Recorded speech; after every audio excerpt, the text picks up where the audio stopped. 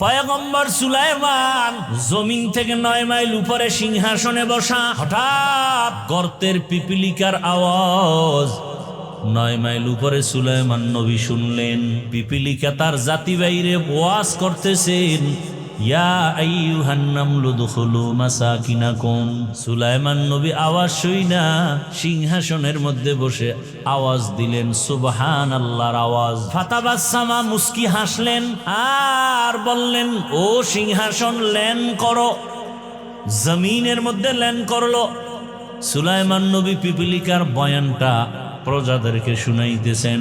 আজানের সময় নামাজের সময় নামাজ আদায় করবেন, নামাজের জন্য পানি প্রয়োজন, ওযু করবেন, পানি কোথায় পাবে? অচেনা পথ। সুলাইমান নবীর সিংহাসনের এক পার্শ্বে হুদহুদ নামের পাখি, ওর দায়িত্ব হলো তুমি পানি মন্ত্রী।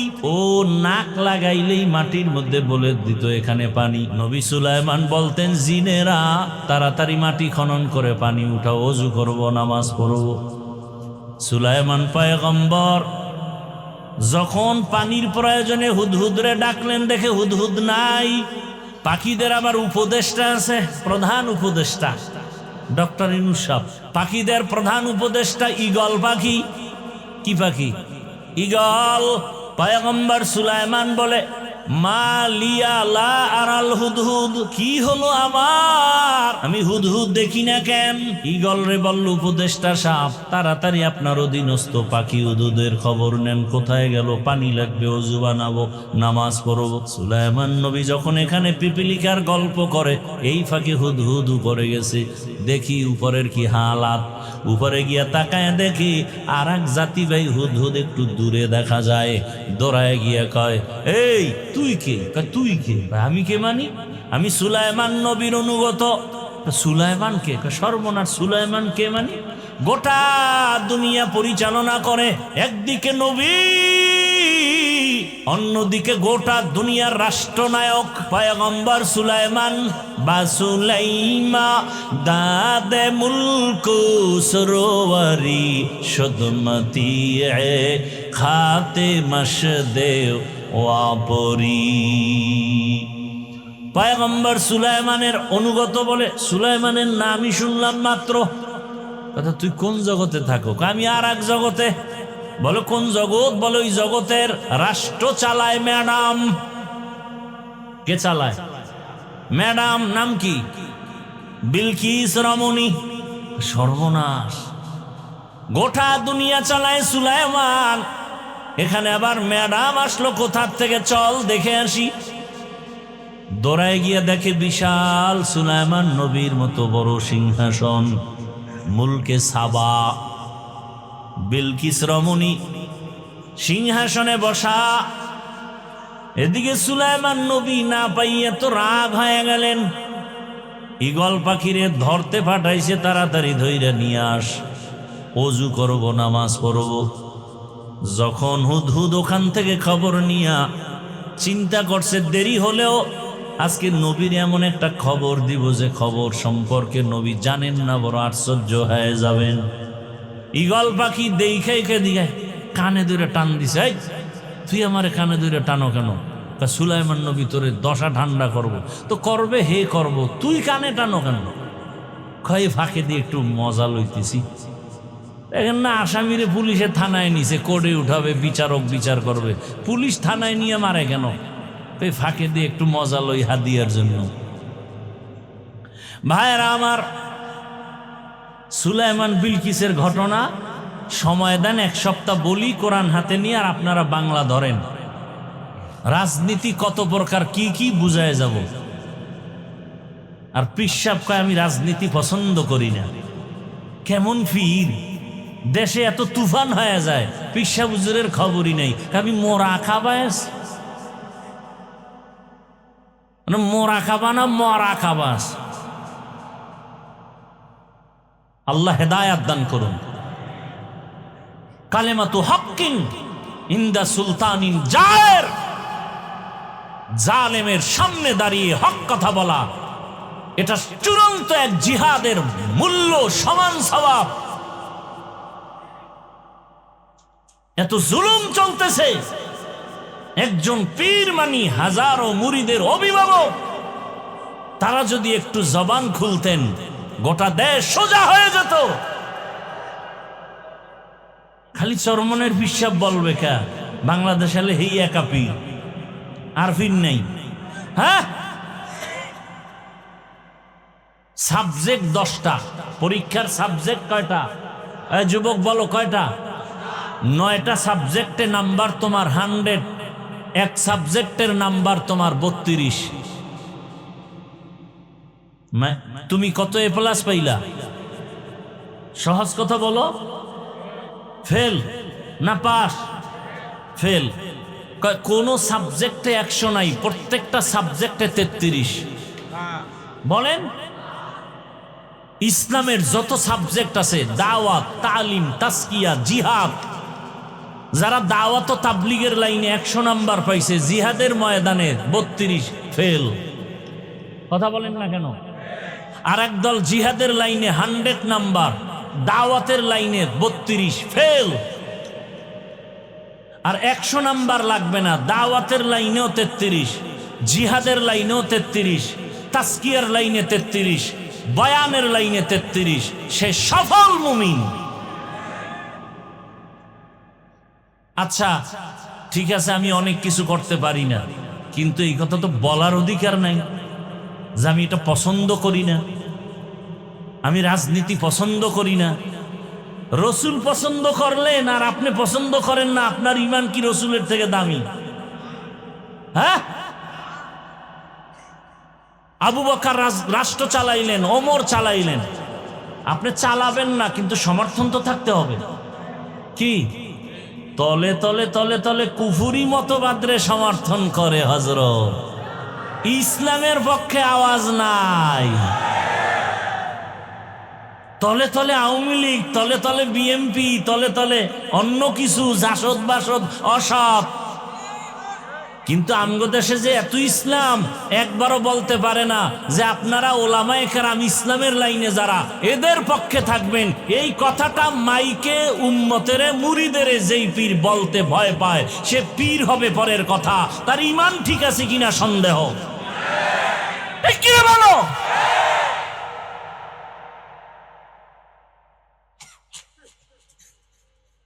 আল্লাহ হেদায়েত দান করুন। আমাদের দেশে বহু পিসাব আছে, তাদের মুরিদান আছে না? এই কথাটা বললে কি গুনাহ হবে যে আমি মাঠে ময়দানে, রাজনীতির ময়দানে নাই? ঠিক না, আপনারা আমাদের দেশে যে ওলামায়ে কেরাম ইসলাম নিয়ে ময়দানে আছেন, তাদেরকে সমর্থন করবেন, তাদের পাশে থাকবেন। এই কথাটা বললে পীরগিরি চলে যাবে?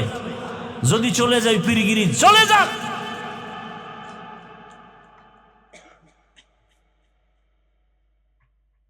বরং এটা তো বলে না, উল্টা বলে আমি পছন্দ করি না।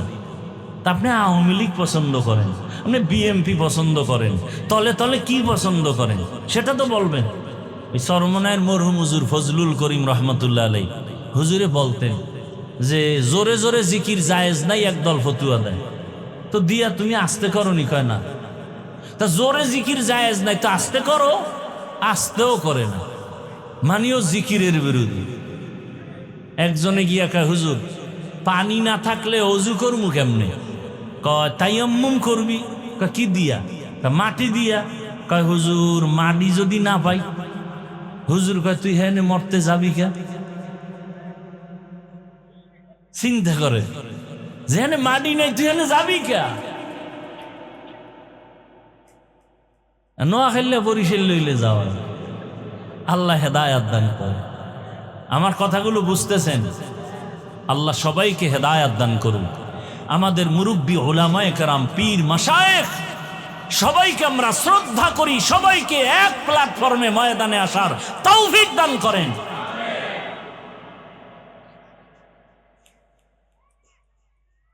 তাহলে পিপিলিকাও জান্নাতে যাবে। কোন পিপিলিকা? এই যে সুলাইমান নবীর সাথে কি আছে? সৎসঙ্গে স্বর্গবাস। একটা গাভী জান্নাতে যাবে। কি? ওই গাভীর নামে আল্লাহ সূরার নাম দিলেন। নাম কি? সূরা বাকারা কেন গাবি জান্নাতে যাবে? গাবির কোনো কাম জান্নাতে নাই, যাবে কেন? বলে আল্লাহ বুঝাইতে চান ভালোর সাথে চললে তোমার পুরস্কার ভালো। একটা গাভী মুসা নবীর সাথে সম্পর্ক হওয়ার কারণে সে জান্নাতে যাবে। ও আল্লাহর বান্দার একটা পিপিলিকা সুলাইমান নবীর সাথে সম্পর্কের কারণে সোহবতে জান্নাতে যাবে। কুকুর কেন জান্নাতে যাবে? বলে আল্লাহওয়ালার সাথে সম্পর্ক, একটু সম্পর্ক আছে এই কারণে। সালেহ আলাইহিস সালামের সাথে সম্পর্কিত উটনি জান্নাতে যাবে। একটা উটনি যদি জান্নাতে যায় নবীর সোহবতের কারণে, একটা কুকুর যদি জান্নাতে যায় ওলির সোহবতের কারণে, একটা গাভী যদি জান্নাতে যায়, গাধা যদি জান্নাতে যায় ওজায়ের নবীর সম্পর্কের কারণে। ও মানুষ, তুমি যদি আলেমের সাথে সম্পর্ক রাখো, ভালোর সাথে সম্পর্ক রাখো, তুমি কেন জান্নাতে যাইবা না? ওয়ানাশহাদু আন্না সাইয়্যিদানা ওয়া সানাদানা ওয়া হাবিবানা وحبيب ربنا وطبيبنا وطبيب قلوبنا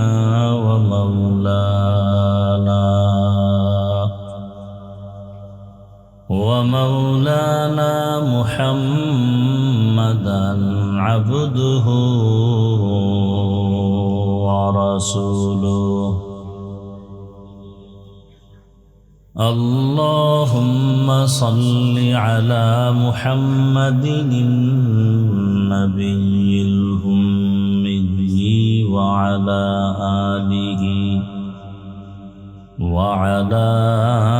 آله وسلم تسليما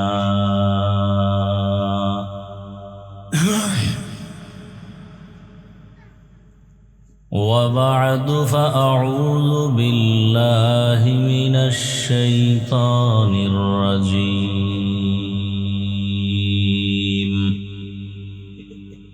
بسم الله الرحمن الرحيم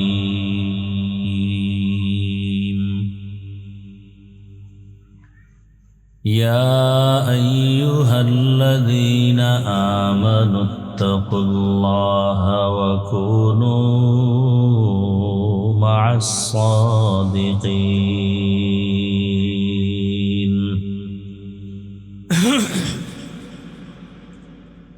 وقال رسول الله صلى الله عليه وآله وسلم من تشبه بقوم فهو منهم صدق الله مولانا العظيم صدق رسوله النبي الأمي الكريم ونحن على ذلك من الشاهدين والشاكرين والذاكرين والحمد لله رب العالمين سبحانك لا علم لنا إلا ما علمتنا إنك أنت العليم الحكيم رب اشرح لي صدري ويسر لي أمري واحلل عقدة من لساني يفقه قولي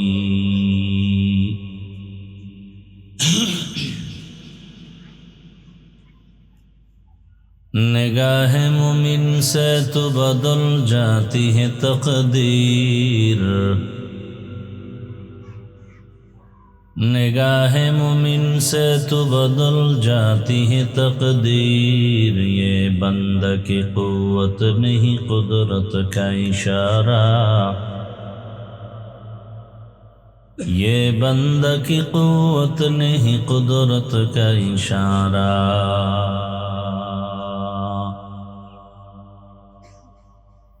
ऐ मर्द खिरद तर्क मासी की जरूरत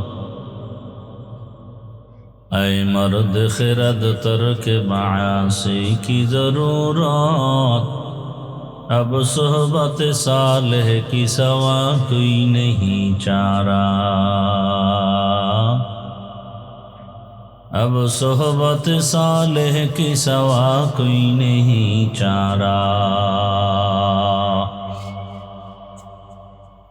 मरदूद है पीछे हमें खबर नहीं लेकिन, मरदूद है पीछे हमें खबर नहीं लेकिन, एक वक्त में हालाक जो अमाल है सारा, एक वक्त में हालाक जो अमाल है सारा। আমরা অনেকেই ঠিকমতো নামাজ আদায় করি, অনেকে আছে এখানে দাড়ি রাখে না, পর্দা, তার মানে কি আল্লাহকে মানে না? বলেন। আচ্ছা, বাবার সাথে সন্তানের তর্ক হয় কি হয় না? হয়। তার মানে কি বাবারে গালি দিলে মেনে নিবে? কেউ মানবে? সে তো কলারটা ধরে বলবে, এই আমি আমার বাবার সাথে তর্ক করি সেটা ভিন্ন, কিন্তু আমার বাবার অপমান করবি এটা মেনে নিব না। আপনাদের ওয়াদা হতে হবে যে আমি নামাজ ঠিকমতো পড়তে পারি না, দাড়ি ঠিকমতো রাখতে পারি না, পর্দা ঠিকমতো করতে পারি না, কিন্তু আমার ইসলাম আমার জীবনের মূল। ইসলামের অপমান কেউ করবে তা বরদাস্ত করব না। কেউ যদি আপনার সামনে ইসলামকে ছোট করে, আস্তে কলারটা ধরে বলবেন, এই বেঈমানের বাচ্চা, আমি নামাজ পড়ি না, দাড়ি রাখি না ঠিক, কিন্তু ইসলামকে অপমান করবি, তোর চামড়া তুলে ফেলা হবে। এই ওয়াদা চাই। পারবেন? আপনি নামাজ ঠিক মতো পড়েন না, আপনাকে বুঝাবো। কোনো ঝগড়া, দাড়ি রাখেন না, বুঝাবো। ঝগড়া, পর্দা করেন না, বুঝাবো। কিন্তু ঝগড়া, ইসলামকে অপমান করবে এটা হতে দিবেন না। যে আল্লাহর উপরে, রসুলের উপরে, কোরআনের উপরে, ইসলামের উপরে একটু সমালোচনা করবে, আস্তে কলারটা ধরে বলবেন যে ইসলামকে অপমান করতে পারবি না, খবরদার। আমি দাড়ি রাখি না ঠিক আছে, ইসলাম আমার জীবনের মূল। কি পারবেন? যদি পারেন তো বাংলাদেশে সব বেয়াদব সোজা হয়ে যাবে। আমি বয়ান করতেছি 20 বছর, ডাউলের পানি আটার রুটি হ্যাঁ, কোরআন হাদিস পড়লাম 24 ঘন্টা, কোরআন হাদিস, কোরআন হাদিস, কোরআন হাদিস। ইংরেজি, অঙ্ক, ভূগোল, ইতিহাস এগুলো পড়ি নাই, ওই লাইনে না। 24টা ঘন্টা বিছানায় প্রস্রাব করি, ওই থেকে মায়ের কোল ছেড়ে দূরে আসছি লেখাপড়া করতে। তো 24 ঘন্টা কয় বছর কোরআন হাদিস পড়লাম? বলেন না কেন? 20 বছর ডাউলের পানি আটার রুটি, কষ্ট করে করে করে করে গবেষণা করছি কোরআন হাদিস। আয়াত কয়টা, হাদিস কয়টা, অক্ষর কয়টা, জের কয়টা, জবর কয়টা, নামাজের আয়াত আছে কতটা, রোজার আয়াত আছে কতটা, জিহাদের আয়াত আছে কতটা, রাষ্ট্রনীতির আয়াত আছে কতটা, অর্থনীতির আয়াত আছে কতটা, এগুলোর ব্যাখ্যা কি, তাফসির কি, এগুলোর ফাসাহাত কি, বালাগাত কি, গ্রামার কি, এগুলোর মাসআলা কি, সব গবেষণা করতে করতে করতে করতে করতে করতে জীবনের শেষ পর্যায়ে এসে মানুষকে বুঝাইতেছি, এত কষ্ট করে কোরআন হাদিসের সব খুঁটিনাটি শিখলাম, আর সুদখোর যদি বলে বয়ানটা এমন করেন, জুতা ফেটা দরকার না? বেয়াদব! আপনারা তো এই শক্তিটা দেখান নাই। যখন আলেমকে বাধা দিছে বয়ানে, সব দাঁড়ায় যেতেন যে তোর বিচার না হওয়া পর্যন্ত এই প্যান্ডেল ছাড়তে পারবি না। আমি আলেমের, সে দুশ্মন হোক যা হোক, কিন্তু আলেম, তাদের মাধ্যমে আমরা আল্লাহ চিনছি। ওলামায়ে কেরামে, আলেমদের মাধ্যমে আমরা কালেমা শিখছি, আলেমদের মাধ্যমে আমরা রোজা শিখছি, আমরা নামাজ শিখছি। অতএব আমি আলেমের পক্ষে বিপক্ষে বুঝি না, কিন্তু আলেমকে সমাজে অপমান করতে দেওয়া হবে না। কষ্টকে দিয়েছে কেন? কে দিয়েছে? বিচার হবে না হয় এখান থেকে যেতে পারবি না। সব পাবলিক দাঁড়ায় গেলে একটাও বেয়াদবি করার সাহস পাইতো? বলেন। আপনারা বোবার মতো থাকেন কেন? কি সমস্যাটা কি? এখনো তো বহু জায়গায় মাহফিলে বাধা দেওয়া হয়, কারণ কি? কারণটা কি? আল্লাহ হেদায়েত দান করুন, আল্লাহ হেদায়েত দান করুন। রাগ করতেছেন? আমার কোরআন, আমার ইসলাম আসল, এর সাথে যারা তাল মিলিয়ে চলবে তারাও আমার আপন। যারা ইসলাম থেকে দূরে, তাদের সাথে আমাদের কোনো সম্পর্ক নেই। সোজা কথা। হিন্দুর সাথে সম্পর্ক আছে হিন্দু হিসাবে, কি হিসাবে? না মুসলমান হিসাবে। না ওখানে গিয়ে সন্দেশ খেয়ে বলবো আপনারা বলেন হরি, আমরা বলি আল্লাহ একই? হ্যাঁ, আমরা হিন্দুকে সম্মান করি, করি না করি না? ইসলাম সম্মান করতে বলছে না বলে না? কি হিসাবে? মুসলমান হিসাবে না হিন্দু হিসাবে? খ্রিস্টানকে আমরা মহব্বত করি খ্রিস্টান হিসাবে, মানুষ, ধর্ম আলাদা, সে কি মানুষ। বৌদ্ধকে আমি সম্মান করি মহব্বত করি বৌদ্ধ হিসাবে, তার ধর্ম তার কাছে, আমার ধর্ম আমার কাছে। কিন্তু হিন্দু যদি ইসলামের সাইনবোর্ড লাগায়া কিছু উল্টাপাল্টা করে তখন আর বরদাস্ত করা যাবে না। যারা আমার রসুলকে রসুল শেষ নবী মানে না, তারা শেষ নবী না মানা হিসাবেই থাকবে, কিন্তু বলবে আমরা ইসলাম মানি আর বলবে নবী মানি না। এই সূরাতে কাদিয়ানীদেরকে আমরা বরদাস্ত করতে পারি না। সোজা কথা। তোমাদের সাথে দ্বন্দ্ব থাকবে কেন? তোমাদের ইসলাম আমাদের ইসলাম আলাদা হবে কেন? ইসলাম তো একটাই, মদিনার ইসলাম। কথা ঠিক না? আল্লাহ বুঝার তৌফিক দান করেন। রাগ করতেছেন আপনারা? খুব সাবধান। আপনি ইসলাম মানেন আর না মানেন, তবে কথা লিখে রাখেন, ইসলাম ছাড়া এই জমিনে শান্তি আসবে না, এটা লিখে রাখেন। অত আমগো কাছে দোয়া চাই লাভ নেই, বিয়া না কইরা সন্তান চাইলে লাভ আছে। হ্যাঁ, পাগলামি যত। আগে বিয়া করবেন, এরপর না সন্তানের চিন্তা। বিয়া না কইরা হুজুর দোয়া করেন যেন 3টা সন্তান হয়, কি হাওয়ার থেকে আসবে না? ইসলাম মানেন, এ জমিন বেহেশতের বাগান হয়ে যাবে। অনেক কথা বলে ফেললাম একটু রাজনীতি নিয়ে, না? আল্লাহ আমাদের বুঝার তৌফিক দান করেন। এখন আর কলমের সাইনের দাম নাই, আঙ্গুলের টিপের দাম। টিপটা দেওয়ার আগে 100 বার ইস্তেগফার পড়বেন যে এই টিপটা কই দিব। এমন কোন ব্যক্তিকে টিপ দিবেন না যে ওই আপনার টিপের পাওয়ারে আপনার উপরে ছুরি লাগাবে, খবরদার। এমন ব্যক্তিকে টিপ দিবেন না যে আপনার টিপের পাওয়ার ভাইয়া আপনার মেয়েকে ধর্ষণ করুন, আপনার দোকানে এসে ডাকাতি করবে। টিপটা এমন ভাবে দিবেন যার দ্বারা দেশের লাভ হয়, আপনার লাভ হয়, ইসলামের লাভ হয়। খুব সাবধান। লঙ্গির মধ্যে গোবর লাগছে, গোবর চিনেননি? গোবর এখন কি পাক না না পাক? কথা বলেন না কেন? এখন পাক করতে হইলে কি লাগবে? তো একজনে অচেনা পথে লঙ্গির গোবর ধোয়ার জন্য পানি খুঁজতে খুঁজতে আধা ঘন্টা, ঘাম পানি নেই, চুপচাপ বসে রয়েছে, কি করি? তো একজনে আইসা বলে, ভাই এত পেরেশান কেন? ওই যে লঙ্গিতে গোবর, পানি পাই না।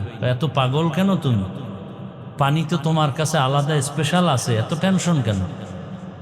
তোমার কাছে তো স্পেশাল আলাদা পানি আছে, আল্লাহর দেওয়া। এটার নাম কি? প্রস্রাব। কত কথা ঠিক, তুই আধা ঘন্টা আগে আসিলি কই? এই বুদ্ধিটা আগে দিলে তো আমার এত পেরেশান হতে হতো না। সে প্রস্রাব দিয়া গোবর ধুইল, কেমন পাক হলো? না নাপাক আরো সরাইল? তাহলে গোবর ধুইতে গিয়া যদি প্রস্রাবের পানি লাগায়, এটা যেমন নাপাক আরো সরায়। চোর, ডাকাত, গুন্ডা, সুদখোর, ঘুষখোর, খুনি, ধর্ষক, চরিত্রহীনকে যদি বলেন আমার এই আদর্শনগরী এলাকাটা তুমি পবিত্র করে দাও, এদের কাছে যদি দায়িত্ব দেন, এই এলাকা আরো নাপাক হবে। ভয় পান কেন? আমাকে বললেন তো একটু, কেন ভয় পাইতেছেন? আপনি দেখেন যেই অবস্থায় বাংলাদেশ এখন আছে, যে দলের মানুষ দলের মানুষকে জবাই করে। দেখেন নমিনেশন ভাগ হইছে, কে পাইছে কে পায় না, এর মধ্যে কিলাকিলি হওয়ানো শুরু হয়ে গেছে। তাহলে দলের লোক দলের লোকেরে মেরে ফেলে ভাগে কম হইলে, কথা ঠিক? তাহলে এই জায়গায় আর ভয়ের কি আছে? যে দলের কাছেই দলের লোকের নিরাপত্তা নাই, অতএব মৃত্যু আমার যে কোনো সময় হতে পারে। তাহলে না, আর চামচা হয়ে মরতে চাই না, বাহাদুরের মতো বাঁচতে চাই। আমরা বাঁচলেও গাজী, মরলে কি শহীদ। ইসলাম নিয়ে আমি বাঁচবো, ইসলাম নিয়ে মরে যাবো। ভয় কিসের বলেন তো আমাকে?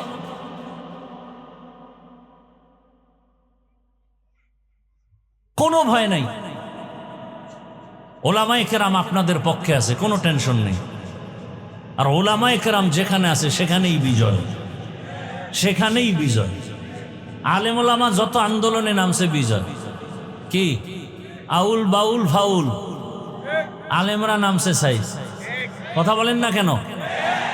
আপনারা পারেন নাই। ওলামায়ে কেরাম যখনই হাত লাগাই দিছে টোটাল ঠান্ডা। এই জন্য ওলামায়ে কেরামকে আপন মনে করেন। এরা নিঃস্বার্থভাবে আপনাদের পেছনে সময় দেয়। আপনারা আলেমকে আপন মনে করেন। আল্লাহ বুঝার তৌফিক দান করেন। আরে আলেম তৈরি হয় কোথায়? কোথায়? সে মাদ্রাসা বন্ধ হবে না চলবে? চালু রাখার জন্য আমাদের করণীয় কিছু আছে। কি? বিরোধিতা করা, ফেসবুকে উল্টাপাল্টা লেখা, না সহযোগিতা করা? সন্তান দিয়ে হোক, অন্তত অর্থ দিয়ে হলেও সহযোগিতা করা যায় না? যায় না? কি সহযোগিতার দিল আছে তো সব সময়, মৃত্যু পর্যন্ত? কি রাজি সবাই? কারা কারা দেখি তো হাত দেখান। সবাই হাত উঁচু করেন, আঙ্গুল ফাঁকা করেন, এভাবে নাড়া দেন তো হাতে, এভাবে, এইভাবে না, এভাবে না, এইভাবে ঘুরাইয়া বলেন বিসমিল্লাহির রহমানির রহিম। ভালো করে বলছেন। এবার যদি বলি পকেটে হাত ঢুকায় কিছু দিবেন, দিবেন? তাই দেন, পকেটে হাত দেন। আর একজনের পকেটে দিয়েন না। কই ব্যাগওয়ালারা কই? আমি আয়াত হাদিসের তর্জমাটা বলি। ইয়া আইয়ুহাল্লাযীনা আমানুত্তাকুল্লাহা ওয়া কুনু মা'আস সাদিকিন। হে দুনিয়ার মুমিন, তোমরা আমি আল্লাহকে ভয় করো, তাকওয়া অর্জন করো। জমিনের মধ্যে যারা আল্লাহর প্রিয় বান্দা, সত্যবাদী, তাদের বন্ধু হয়ে থাকো। তাদের বন্ধু হয়ে থাকো। হয়ে যাও না, থাকো। কতক্ষণ? বলে তোমার কলবের গুনাহ পরিষ্কার হবে না যতক্ষণ। নবীজির একটা হাদিস পড়েছি। নবী বলেন, মান তাশাব্বাহা বিকওমিন ফাহুয়া মিনহুম। দুনিয়াতে যেই ব্যক্তি যেই কওমের সাথে সম্পর্ক রাখবে, কিয়ামতে তার সাথেই তার হাসর হবে। আয়াত হাদিসের তরজমা শেষ। ভাই, আমরা আল্লাহর কোরআন কি অর্ধেক মানি না পুরাটা মানি? হ্যাঁ, ভালো করে মনে রাখবেন, দুনিয়ার জমিনে যত নীতি আছে, পরিবার নীতি, সমাজনীতি, অর্থনীতি, পৌরনীতি, রাষ্ট্রনীতি, আছে না নাই? আল্লাহর জাতের কসম, আমি আপনাদেরকে জান্নাতে নেওয়ার মহব্বত নিয়ে বলছি, আক্রমণের জন্য বলি না। আসলে মুসলমান তো আল্লাহর কোরআন নিয়েই থাকবে। এরা উল্টাপাল্টা থাকে কেন? বলে এদেরকে যারা ইসলাম বিদ্বেষী এরা টাকা দিয়ে লোভে ফালাইয়া দিছে। চিন্তা করে, হুজুরের পিছে ঘুরলে তো টাকা পাবো না। দুনিয়ার বেহুদি খ্রিস্টানদের লাইনে চলতে গেলে টাকা পাবো, বাড়ি পাবো, গাড়ি পাবো, সম্মানের অভাব নাই। এই কারণে এরা ইসলাম মানি বলিয়াও ঠিক মতো মানে না। আর ইসলাম এমন একটা ধর্মের নাম যে ইসলামের নীতি হলো শ্রেষ্ঠ নীতি। দুনিয়াতে যত পরিবার নীতি আছে, ইসলামের পরিবার নীতি শ্রেষ্ঠ। দুনিয়াওয়ালারা সমাজনীতি প্রণয়ন করেছে, আল্লাহর কসম ইসলামের সমাজনীতি শ্রেষ্ঠ সমাজনীতি এবং কল্যাণমুখী। জমিনের মধ্যে অর্থনীতি আছে, কিন্তু ইসলামের অর্থনীতি হলো শ্রেষ্ঠ অর্থনীতি। আল্লাহর কসম, এগুলি আলোচনা নাই আমাদের মাঝে, যে কারণে আমরা বুঝি না। ইসলামের অর্থনীতির মতো পিওর অর্থনীতি জমিনে নাই। দুনিয়ার মধ্যে যত মানুষের বানানো অর্থনীতি, এগুলোর মধ্যে ঢুকতে গেলে লাশটা পর্যন্ত কবরে রাখা কঠিন। অর্থনীতির একটা হলো লোনে টাকা নেয়নি, এটা দুনিয়ার লাইনের অর্থনীতি। নিয়ের পরে কিস্তিতে আদায় করে, শেষ পর্যন্ত দেখা যায় কিস্তি আদায় করতে পারে না। ওই এনজিওর লোকেরা শেষ পর্যন্ত মরার খবর পাইয়া লাশটা কবরে নিতে দেয় না, বলে কিস্তি বাকি আছে 13টা। ঠিক নেই? আর ইসলামের অর্থনীতি কি? বলে কোনো সুদ নাই, তুমি আমার থেকে ধার নাও 5,000 টাকা, 1 সপ্তাহের জন্য। বলে হ্যাঁ। বলে 1 সপ্তাহের মধ্যে আবার তুমি দিয়া দাও। যদি আপনি না পারেন, ইসলাম কতটা সহনশীল। আপনি 1 সপ্তাহ টাইম নিছেন, যেমন আপনি নভেম্বরের 15 তারিখ 5,000 টাকা নিছেন, 30 তারিখ দিবেন, কিন্তু 30 তারিখ টাকা হাতে নাই। ইসলাম বলে এখন কি করার? ওয়াদা খেলাপ করা কবিরা গুনাহ। তাড়াতাড়ি পাওনাদার তার কাছে যাও, গিয়া যদি বলতে পারো ভাই যান 30 তারিখ আপনার টাকা দেওয়ার ওয়াদা আমি পারতেছি না, আমারে আরো 5 দিন সময় দেন। যদি ওই বান্দা 5 দিন আরো বাড়ায় দেয়, এই যে টাকা আপনাকে করজ দিল, এই টাকাগুলো দান করলে যে সওয়াব, ওই সওয়াব ওই আল্লাহর বান্দা পেয়ে যাবেন। আর বড় লোকেরা যদি কয় ভাই 5,000 টাকা দেন, গরিব মানুষ কয় নাই নাই নাই, কানের মধ্যে মুখ লাগায় গোপনে যদি কয় সুদে, কয় লাখ লাগবে। এরকম হারাম করেরা নাই। আল্লাহ হেদায়াত দান করুন। এই কারণে বড় লোক আরো বড় লোক হয়, গরিব আরো গরিব হয়ে যায়। চায়ের দোকানওয়ালা লোন আইনের পরে কিস্তিতে টাকা দেয় আর চার দোকানদারি করে। আগে যেমন একটু ভালো ছিল, এখন সেই ভালোটাও নাই। এক তো আল্লাহর রহমত নেই।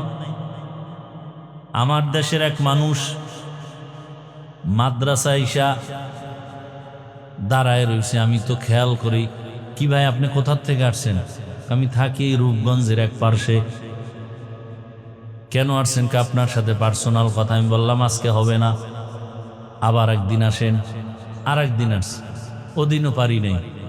আর একদিন আসছে, আসেন কি সমস্যা? কাঁদতেছে। আরে ভাই কাঁদেন কেন? বলে আমি লোনে টাকা নিয়া এরপর একটা পিক আপ কিনছি, কিনা কিস্তি দিতে দিতে এক পর্যায়ে পিক আপ অ্যাক্সিডেন্ট হয়ে গেছে। হারামে কি নেই? আরাম নাই। এমন অ্যাক্সিডেন্ট, এটা ঠিক করতেও টাকা লাগবে, এই টাকাও নেই, কিস্তিও দিতে পারি না। এমন অবস্থা হয়েছে কয়েক মাস আগে। পাওনাদারের আইসা, আমি টাকা দিব, আমি ঋণী, কিন্তু আমার অবস্থা এত খারাপ, মইরা যাইল আমার দুঃখ থাকতো না, কিন্তু ওই নিমক হারামেরা আমার বাসায় এসে আমার উপযুক্ত মেয়ের উপরে হাত তুলছে, আমার স্ত্রীকে মারধর করেছে। কাঁদতেছে, আমি কি করব? আমি কিছু আমল শিখাই দিলাম। এই হালাত সব হারাম খোরের ঘরে খবর নেন। এক হারামিও শান্তিতে নেই, বউ নিয়েও শান্তিতে নাই, সন্তান নিয়েও। হারামে কি নাই? একমাত্র শ্রেষ্ঠ কল্যাণমুখী অর্থনীতি ইসলামের অর্থনীতি। দুনিয়াতে রাষ্ট্রনীতি যত আছে, শ্রেষ্ঠ রাষ্ট্রনীতি হলো ইসলামের রাষ্ট্রনীতি। ইসলামের রাষ্ট্রনীতি কত সুন্দর। সুলাইমান নবী আর বিলকিসের ঘটনা যদি আমি বলি, আমি আপনাদের বুঝাইতে সক্ষম হব রাজনীতি কাকে বলে, কত প্রকার, কি কি আছে না কোরআনে ঘটনা। আর এখন কিছু পিসাবদের, এরকমও কিছু টুপিওয়ালাদের আওয়াজ শুনি, আমরা পলিটিক্স পছন্দ করি না, রাজনীতির মানুষ না। শুনেন, নামাজ পড়েন না এক বিষয়, আর নামাজ পছন্দ করি না কিন্তু কঠিন বিষয়। নামাজ পড়েন না বললে ইমান যাবে না, নামাজ পছন্দ করি না বললে ইমান নাই। তো ফাগরি লাগাইলে কি হবে? ইমান বিদায়। ইসলামের রাজনীতি, এটাকে যদি কেউ সমর্থন না করে, পক্ষে কথা না বলে, বরং মানুষকে অনুৎসাহিত করে, তার ইমানের খতরা চলে আসবে। সে পীর হবে পরের কথা, তার ইমান ঠিক আছে কিনা প্রশ্ন। পীর তো পরের কথা। মুরিদকে ঠিক রাখার জন্য যা মনে চায় তাই। আর মুরিদগুলো তো সেই লাইনে। পীর সাহেব গাঞ্জা খায়, মুরিদে বিড়ি টানে। পীর সাহেব মিথ্যা বলে, মুরিদে ওয়াদা খেলাফ করে। আল্লাহ হেদায়াত দান করুন। এই জন্য মুক্তাদি হতে শর্ত নাই, ইমাম হলে শর্ত আছে। যে কেউ মুরিদ হতে পারে, যে কেউ পীর হতে, আমগো সোনার বাংলায় সব পারে। কি সম্ভাবনাময় দেশ, সবই সম্ভব।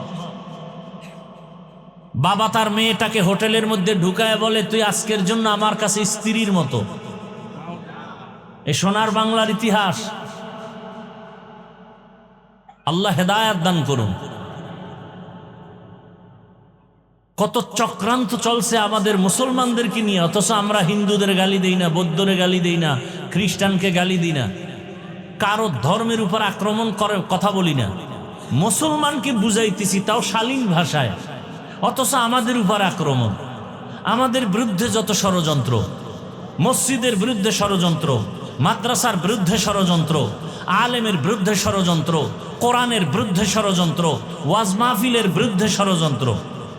ধরে নেন আজকে যে বয়ানগুলো আমি করলাম, আগামী শুক্রবার যদি আপনাদের এই এলাকার খতিব সাবরাই বয়ানগুলো করে যে হাফিজ ভাইয়ের মতো স্টাইলে বয়ান করি, বলেন তো কি উপায় হবে সেদিন? কমিটি বলবে 1 মাসের ছুটি। কথা বলেন না কেন?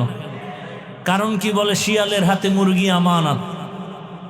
শিয়ালের হাতে মুরগি আমানত দিলে যা হয়, সুদখোর, ঘুষখোর, বেনামাজি, চরিত্রহীনের হাতে মাদ্রাসা মসজিদের চাবি দিলে তাই হয়। আল্লাহ হেদায়াত দান করুন। ওই প্রথম কথা মনে আছে? আপনি ইসলামের উপরে পরিপূর্ণ আমল করতে না পারলেও এই ওয়াদা করছেননি যে ইসলামকে অপমান করতে দিবেন না, ইসলামের উলামায়ে কেরামকে অপমান হতে দিবেন না। আল্লাহ কবুল করেন। ভয় করলেই ভয়, না করলে কিচ্ছু না। আপনি মানুষ না? আপনার শক্তি নাই তো 2 হাত আছে না? তো যে আপনার উপর আক্রমণ করবে তার যেমন 2 হাত, আপনারও 2 হাত। সব মেনে নিবেন, কিন্তু আল্লাহ, রসুল, ইসলাম, কোরআনের বিরুদ্ধে কিছু বললে আর মেনে নেওয়ার কোনো সুযোগ নাই। আল্লাহ হেদায়াত দান করুন। বড় কঠিন হালাত। দুনিয়াতে নারী নীতি আছে, নারী নীতি, ইসলামের নারী নীতি, শ্রেষ্ঠ নারী নীতি। এটা আমগো আম্মাজানরা বুঝেন না, যে কারণে স্লোগান দিছে, জুলাই সনদের পরেও নামছে আন্দোলনের পরে আম্মাজানেরা রাস্তায়। আমগো অধিকার চাই। কি অধিকার? কয় পেট আমার, আমার স্বাধীনতা, যেখান থেকে মনে চায় সেখান থেকে আমার পেটে বাচ্চা নিব, একজন স্বামী দিবে কেন? এই স্বাধীনতা চায় আম্মাজানের। ইসলাম বলে না, যেই যেখান থেকে মনে চায় সেখান থেকে পেটে বাচ্চা। এটা আমগো দেশের কুকুর নিরা নেয়, মানুষ নিতে পারে না। তুমি কি কুকুরনি না মানুষ? তাহলে তোমার এই থিওরি কেন? বেঈমানদের পচা পায়খানা তোমার শরীরে লাগাইস। এ কারণে ইসলাম ভালো লাগে না।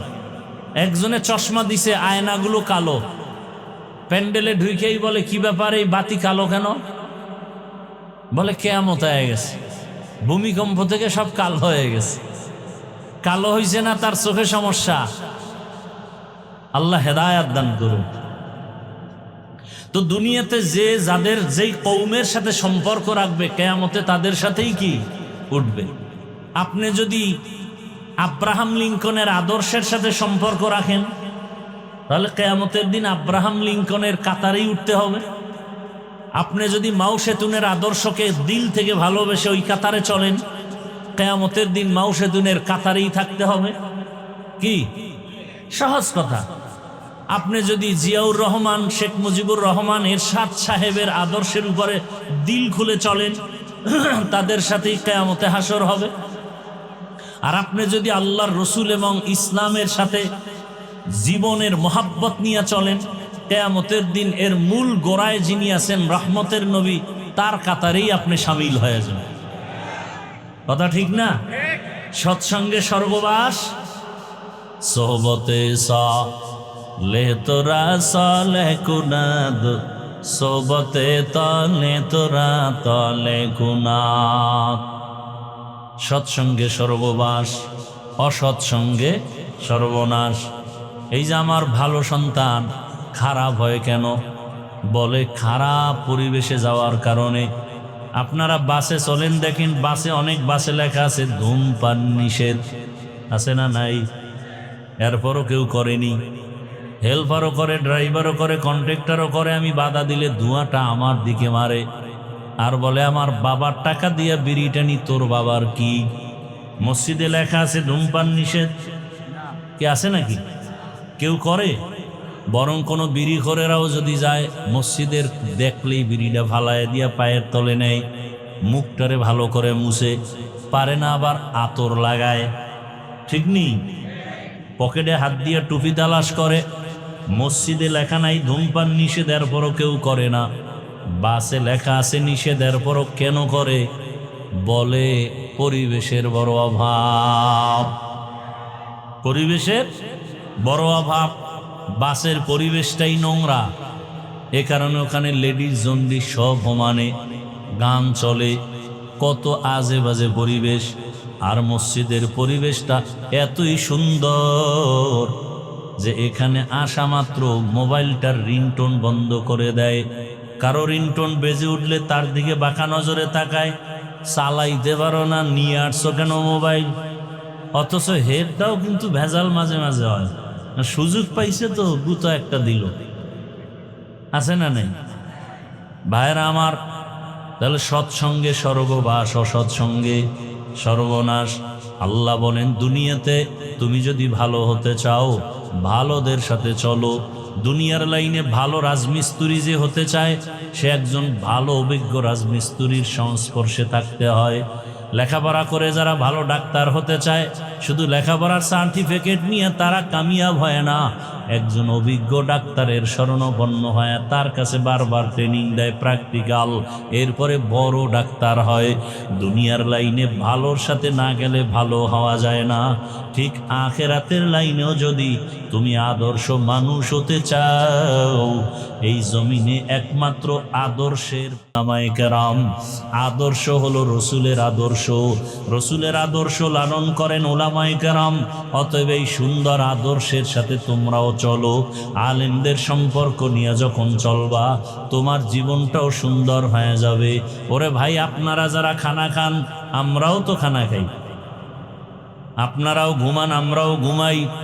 আখিরাতের লাইনে নবীর আদর্শ মানতে গিয়া টুপি পরলাম, নামাজ পড়ি, পর্দা করি, হালাল খাই, নামাজ পড়ি, এরপর বাবা আপনার চোখের সামনে তাকায় দেখেন নবীর আদর্শ মানার কারণে আমাদের সম্মান কিছুটা কমে গেছে। হ্যাঁ, মহামারী করোনার দিকে তাকায় দেখেন স্কুল কলেজ ভার্সিটি চাকরি ব্যবসা ফ্যাক্টরি গাড়ি দোকানপাট সব বন্ধ। আল্লাহর কোরআনের একটা মাদ্রাসাও সে করোনার সময় বন্ধ ছিল না। কি ভুলে গেছেন? করোনার সময় মাস্ক লাগায় আছে সন্তানেরা, বাবার করোনা কাছে যায় না, ভয় মরে যাবে। এমনকি বাবায় মরে গেল লাশের কাছেও যায় নাই, বাবার জানাজা হইল কিনা সেই খবরটাও সন্তানেরা নেয় নাই। সেই সময় আমার দেশের টুপিওয়ালারা, ওলামায়ে কেরামরা আর কিঞ্চিত পুলিশ ভাইরা ওই করোনার লাশগুলো কাঁধে নিয়েছিলেন, কাফন দাফন জানাজা পড়ায় কবরে রাখছেন। একজন হুজুরেও করোনায় মরে নাই। আপনাদের চোখের সামনে এত বিপদ, এত বিপদ, এত বিপদ। ব্যবসা কয় ব্যবসায়ী কান্দে, বিপদ। চাকরিজীবীও কান্না করে, মনের মতো চলতে পারি না, ঘরের মধ্যে কান্নার আওয়াজ। কিন্তু খুইজা দেখেন আমরা টুপিওয়ালারা আগেও যেমন এখনো তেমন। যদিও আপনাদের মতো টাকা পয়সা বাড়ি গাড়ি নেই, আর ওই 10 তলা বাড়ি আমার লাগবে না, যেই বাড়িটা থুইয়া আবার ভয়ে জঙ্গলে দৌড়াইতে, ওই বাড়ির কোনো দাম আছে? কোনো দাম নেই। ওই টাকা ব্যাংকে রেখে লাভ নাই, যেই টাকা উঠানোর কোনো চেক বই পাবো না, ওই টাকার কোনো মূল্য নাই। কারণ এই টাকা সব কালো টাকা, রাতারাতি টেবিলের তলে পাইছে, মুক্তার দানা, ঠিক নেই? এরে আল্লাহর বান্দারা, আপনাদের চোখের সামনে যা নগদ দেখাইতেছি এটা দেখেন। আমরা আল্লাহর মোহাব্বত নিয়ে নবীর আদর্শ মেনে চলার কারণে আমরা কি একবেলা কম খাই? বরং আপনাদের থেকে একবেলা বেশি খাই। ছাত্র জীবনে খাইছি 4 বার। ভাত দিত সকাল 10টায় আর আসরের নামাজের পরে। খেয়াল করেন কিন্তু যখন লেখাপড়া করছি, বাড়ি মাপা ভাত, এই হাফ বাটি অল্প, ওইটারে 4 ভাগ করতাম। আসরের সময় পাইয়া একটু খাইতাম, না হয় রাত্রে এসার পরে খাইতাম, আর কিছু অর্ধেক রাখতাম। মায় বাড়ির থেকে ওই মরিচ পুইরা গুঁড়া কইরা একটা ডিব্বায় বইরা দিত, ওই দিয়া ফজরের পরে কোরআন তেলাওয়াতটা শেষ কইরা এরপরে ওই পান্তা ভাত আর ওই মরিচ পোড়া দিয়ে খাইতাম, এই 2 বার। আর যদি 10টায় আবার ভাত দেয়, ক্লাস শুরু হইতো 10টায়, এর আগে আগে ভাত, মাফা ভাত, ওই অর্ধেক খাইয়া ক্লাসে যাইতাম, আর অর্ধেক তো থাকতো, বাকি অর্ধেক জোহরের আজান দিলে নামাজ পড়ে আবার খাইতাম। কয়বার? 4 বার। 4 বার খাইছি। আর এখন তো কতবার কোনো হিসাবই নেই। যদিও আপনার মতো সেই রিডা মাছ, বোয়াল মাছ, ইলিশ মাছের মাথা পাই না, কিন্তু আমার ডাউলের মধ্যে অনেক বরকত। এই মাদ্রাসায় যারা যায় তো 12 মাস ওখানে খায়, 30 জন 40 জন প্রতিদিন আমার ওখানে গেলে দেখবেন সবাই কয়, হুজুর জীবনে এরকম মজার খানা খাইনি, খাইছে ডাউল আর ফার্মের মুরগি, এত মজা। তা আমরা না খায় মরি নেই, এবং পিওর খাই, কোনো ভেজাল নেই। আপনাদের চোখের সামনে যেগুলো তা বলতেছে। আপনারা চাকরি করেন, ব্যবসা করেন, স্বাধীনভাবে চলেন। আমরা কি 4 দেয়ালে আটকায় আছি? না, আমরাও আপনাদের মতো চলতেছি। তাহলে আপনি চোখে দেখতেছেন রসুলের আদর্শ মানার কারণে আমার সম্মান কমে নাই, না খাইয়াও মরি না। তাহলে আপনারা কেন এই লাইনে আসেন না? হ্যাঁ, আসার জন্য আপনার পরিবেশ লাগবে। আপনার পরিবেশটা বড় দূষণীয়, ওখান থেকে দ্রুত বেঁচে আসতে হবে। বেঁচে আসার একটাই পথ, ওলামায়ে কেরামের মহাব্বত অন্তরে জমা করেন। কারণ ভালোর সাথে সম্পর্ক থাকলে আপনার ফলাফল ভালো। হাদিসে পাকে রহমতের নবী বলেন, কিয়ামতের দিন একটা কুকুর জান্নাতে যাবে। কয়টা? যা কুকুর জান্নাতে গেলেও কি না গেলেও কি, কিন্তু আল্লাহ রসুল বলেন হ্যাঁ যাবে। কোন কুকুর? বলে কোরআনে ঘটনা আছে, কিতমির 7টা যুবক ঈমান বাঁচার তাগিদের জন্য দেশ থেকে হিজরত করতেছে, একটা পাহাড়ের গর্তের মধ্যে ঢুকে গেল। কুকুর তাদের সাথে ছিল, কুকুর তাদেরকে পাহারা দিছে। এরা ছিল 7 জন আল্লাহওয়ালা। সূরা কাহাফের মধ্যে তাদের ঘটনা আছে। আল্লাহর রসুল বলেন, ওই 7 জন আল্লাহর ওলির সাথে কুকুরের সম্পর্কের কারণে কিয়ামতের দিন কুকুরও আল্লাহর জান্নাতে চলে যাবে। পিপিলিকা জান্নাতে যাবে, পিপিলিকা। আল্লাহ কয় না, তুমিও জান্নাতে যাইবা, অতএব এখনো সময় আছে, সৎ সঙ্গ লাগাও, নিজেও সুন্দর চরিত্রবান হও। তোমার আদর্শ দেখে ঘর আদর্শ ভরপুর হয়ে যাবে। আমার ছোট ভাইও আদর্শওয়ালা হবে, আমার বোন আদর্শওয়ালা হবে, আমার আদর্শের কারণে আমার সন্তান আদর্শওয়ালা হবে। অতএব আল্লাহ ওয়ালা যারা উলামায়ে কেরাম, হক্কানি পীর মাশায়েখ, এদের সংস্রবে যাই, আল্লাহওয়ালাদের সম্পর্ক রাখিয়া তাদের মাধ্যমে সুন্নতের আমল করিয়া আমার জীবনটাকে সুন্দর করি। আল্লাহর কাছে দোয়া করি, আল্লাহ পাক আমাদের জীবনকে রসুলের আদর্শওয়ালা হওয়ার তৌফিক দান করেন, আমিন। আলহামদুলিল্লাহি রাব্বিল আলামিন। ওয়াসসালাতু ওয়াসসালামু আলা সাইয়্যিদিল আমবিয়াই ওয়াল মুরসালিন ওয়া আলা আলিহি ওয়া আসহাবিহি আজমাইন। ইয়া আরহামার রাহিমিন, ইয়া আরহামার রাহিমিন, ইয়া আরহামার রাহিমিন। রব্বিরহামহুমা কামা রব্বায়ানি সগীরা। আল্লাহুম্মা ইন্নাকা আফুউন কারীম তুহিব্বুল আফওয়া ফাআফু আন্না। আল্লাহুম্মা ইন্না নাসআলুকা রিযাকা ওয়াল জান্নাহ ওয়া নাউযু বিকা মিন সাখাতিকা ওয়ান নার।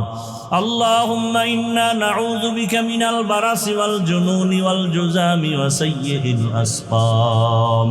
ও দয়ার মালিক, আজকের এই মাহফিল আপনি কবুল করে নেন। আয় আল্লাহ, মাদ্রাসা কবুল করে নেন, এলাকাবাসীকে কবুল করে নেন, মা বোনদের কবুল করে আবেদা পর্দাওয়ালা বানায় দেন, সন্তানগুলো নেককার বানায় দেন। আয় আল্লাহ, আমার কলিজার যুবকদের দিনের খাদেম বানায় দেন, মোবাইলের গুনাহ থেকে হেফাজত করেন, মসজিদ মাদ্রাসাগুলো কবুল করে নেন। আয় আল্লাহ, উলামায়ে কেরামদের কবুল করে নেন। আয় আল্লাহ, সারা দুনিয়াবাসীকে মাফ করে দেন। প্রবাসে যারা আছে তাদেরকে হেফাজত করেন। বাংলাদেশ ইসলামের জন্য কবুল করে নেন। উলামা পীর মাশায়েখদের এক হওয়ার তৌফিক দান করেন। উম্মতের অন্তরে মোহাব্বত বাড়ায়া দেন। আয় আল্লাহ, বাতিলের মোকাবেলায় বিজয় দান করেন। নবীজির মোহাব্বতে জাহেরি বাতিনি দুশ্মনের মোকাবেলায় বিজয় দান করেন। আমাদের জানমাল আহাল পরিবার হেফাজত করেন। আমাদের গাড়ি বাড়ি, মাদ্রাসা, উস্তাদ, ছাত্র সব কিছু ভূমিকম্প, ভূমিধস, অগ্নিকাণ্ডের বিপর্যয়